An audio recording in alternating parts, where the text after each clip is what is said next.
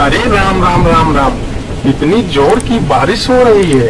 2 दिनों से यह बारिश तो रुकने का नाम ही नहीं ले रही है। मुझे लगता है अब जल्दी ही मेरी छत से पानी टपकने लगेगा। तभी उधर से एक शेर बारिश से परेशान होकर छिपने की जगह ढूंढते ढूंढते उसी किसान की झोपड़ी के पीछे बने तबेले में घुस जाता है, जिस तबेले में उस किसान के कुछ गधे बंधे हुए थे। अंधेरा ज्यादा होने के कारण शेर गधों को देख नहीं पाता है और उन्हीं के बीच जाकर खड़ा हो जाता है।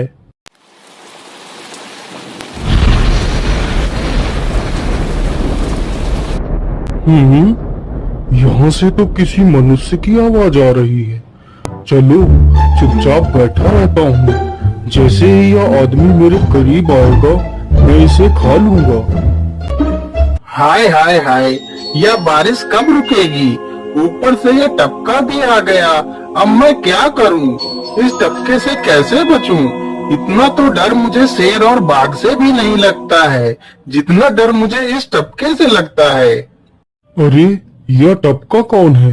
मुझे लगता है यह टपका तो मुझसे भी ज्यादा खतरनाक है। अभी तो यह आदमी शेर और बाघ से ज्यादा इस टपके से डर रहा है। चलो जल्दी से मैं यहाँ से निकल लेता हूँ, नहीं तो कहीं टपका ने मुझे देख लिया तो मेरी खैर नहीं है।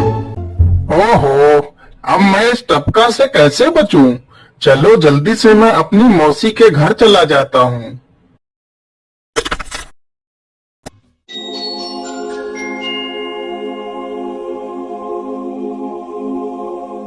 अरे चल चल गधे की औलाद, यहाँ पर छिपा हुआ बैठा है। अरे चल जल्दी। अरे ये क्या, जिसका डर था वही हुआ। यह टपका तो मुझ पर हावी हो गया।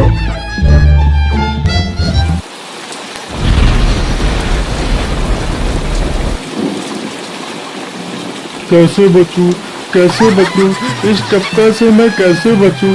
हे भगवान मेरी सहायता करो, मुझे इस टपका से बचाओ। मैं आज के बाद किसी प्राणी को नहीं मारूंगा।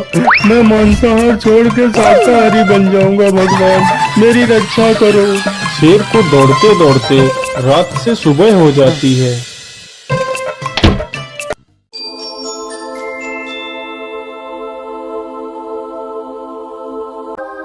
अरे देखो देखो, यह तो शेर की सवारी कर रहा है। अरे हाँ, सच में ये तो शेर की सवारी कर रहा है। इसे तो डर भी नहीं लगता है। अरे उधर तो देखो जरा, यह आदमी कितना बहादुर है। यह आदमी शेर की सवारी कर रहा है।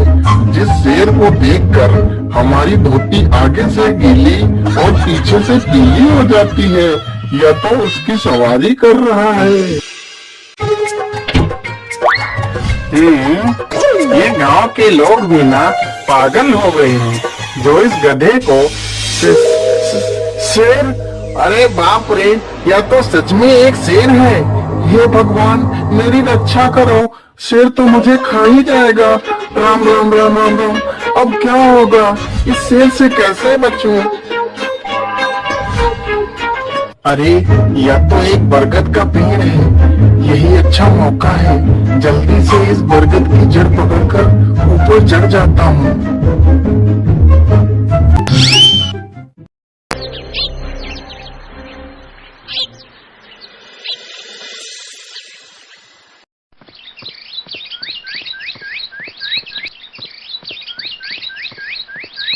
अरे शेर भैया, तुम इतनी जोर जोर से भागते हुए कहाँ जा रहे हो?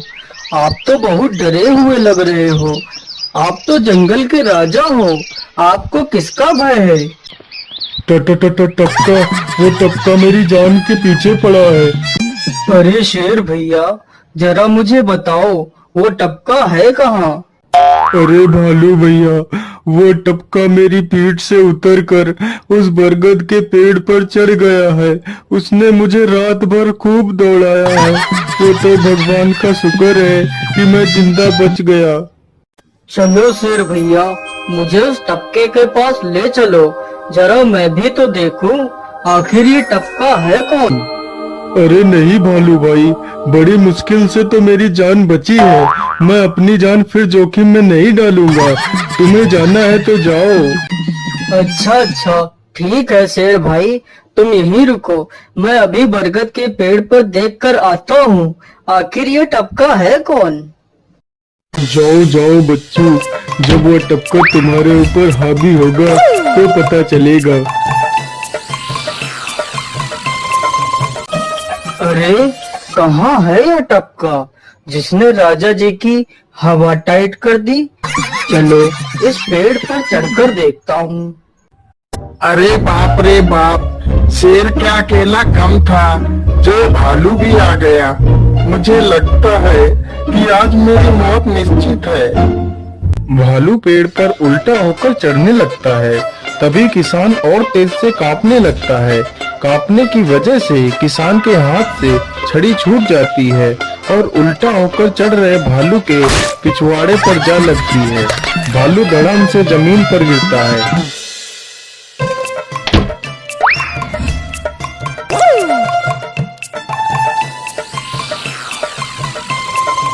मुझे लगता है अब शेर और भालू दोनों भाग गए हैं। चलो अब जल्दी से यहाँ से निकल लेता हूँ।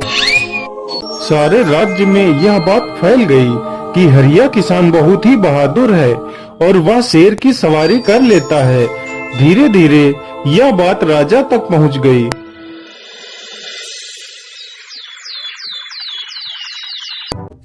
महाराज, क्यों न हम पड़ोस के गांव से हरिया किसान को बुलवा लेते हैं। वह बहुत ही बहादुर है। उसके बहादुरी के चर्चे तो पूरे राज्य में हैं।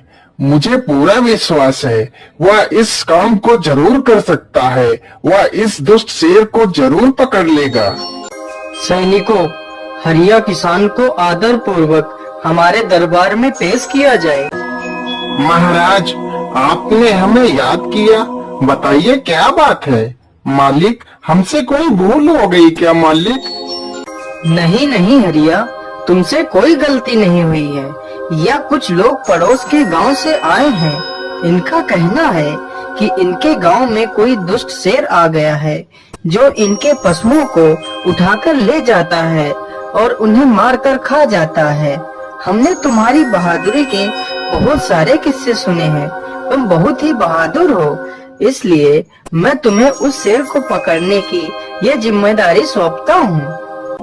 अरे बाप रे बाप, उस बार तो मैं शेर के हाथों बच गया था, लेकिन इस बार मैं नहीं बचूंगा।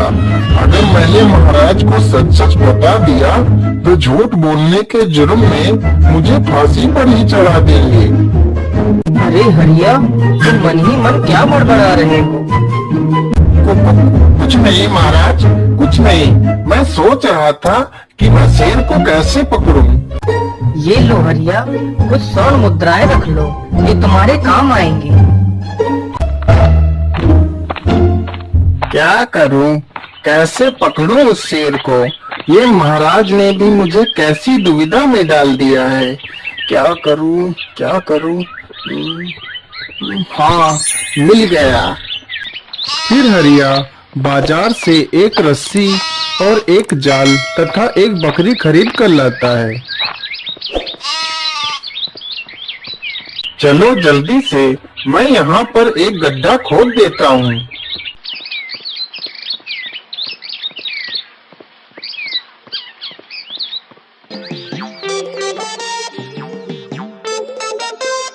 गड्ढा तो खोद दिया। चलो अब जल्दी से इस बकरी को रस्सी से बांध देता हूँ। हरिया ने बकरी को रस्सी से बांधकर गड्ढे में खड़ा कर दिया और जाल को लेकर पेड़ की डाल पर बैठ जाता है। थोड़ी ही देर बाद जब बकरी को भूख लगती है तो वह चिल्लाने लगती है। अरे, यह तो बकरी के चिल्लाने की आवाज है, लेकिन यह आवाज आ कहां से रही है? आसपास तो कोई नहीं दिख रहा है। मुझे लगता है यह आवाज उस पेड़ के पास से आ रही है। चलो चलकर देखता हूँ।